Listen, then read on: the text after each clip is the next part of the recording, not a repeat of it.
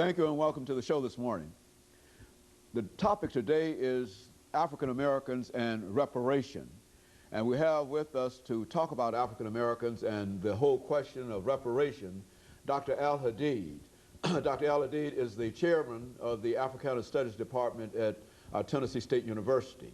Dr. Al-Hadid, let me welcome you to the show this morning. Thank you, Dr. Haney. And to tell you again, Dr. Al-Hadid, how delighted we are to have you because you've given us so many excellent shows. And I think the one that we're going to talk about this morning is the one that you've promised us each time that you come and talk to us. And what we'd like to do today is to talk about this whole issue of reparation or compensation. I think a long time ago we used to talk about compensation, some kind of payment that Africans ought to receive as a result of the 300 years of slavery and et cetera. But let's have you to first give us some information about your background and some of the things that you've been involved with, but later on to, as part of this topic, to talk about this whole issue of reparations. Well, as you know, Dr. Haney, I'm currently chair of the Department of Africana Studies at Tennessee State University. Prior to becoming chair, which I've been now for close to 10 years, I was in the sociology department, and I was there for a while, and I developed a concept called the Great Debate. And for me, that became the launching pad for the creation of the Africana Studies Department. Now, my graduate work was at the University of California, Santa Barbara, where I was before coming to Tennessee State University. My undergraduate work was done at Alabama State University, and my high school work was done at George Washington Carver. While I was a graduate student, I spent some time traveling through Africa, made the pilgrimage to Mecca in 1970, and I think those travels in Africa and the pilgrimage set the stage for my international understanding of Pan-Africanism and the Islamic world community. Well, let's talk about Dr. Al-Hadid. I think, as I indicated earlier, that when we talk about reparations, we're talking essentially in dealing with North America.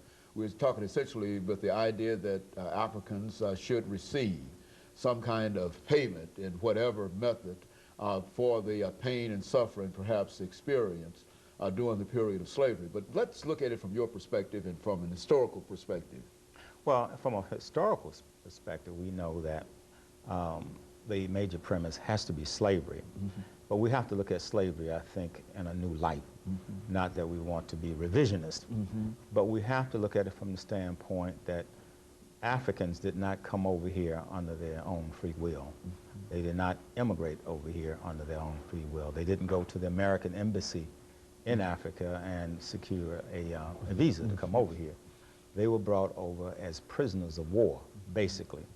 And once they were brought over here as prisoners of war, then they were forced into chattel slavery, which was a type of servitude where there was no compensation for labor, there were no rights, human or civil, and they were worked from can't see in the morning till can't see at night.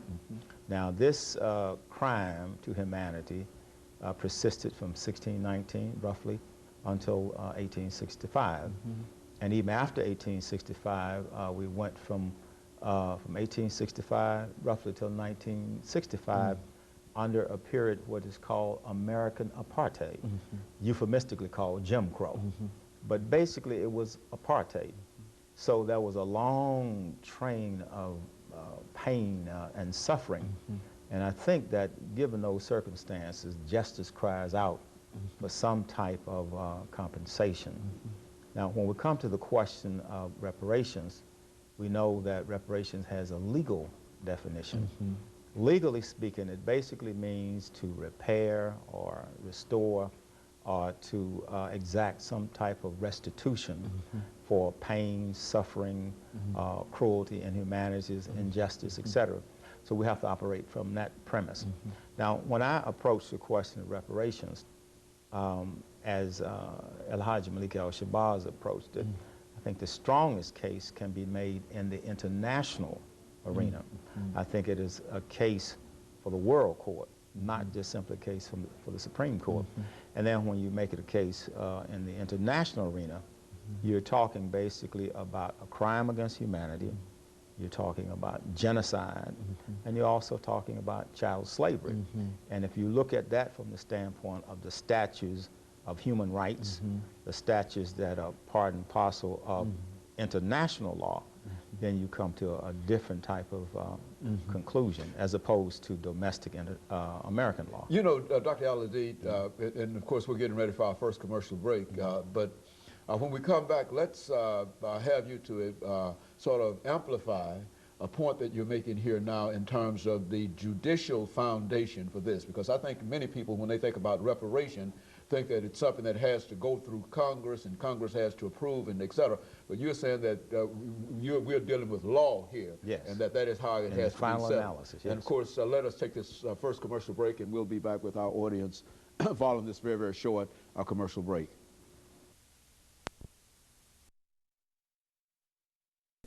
The topic is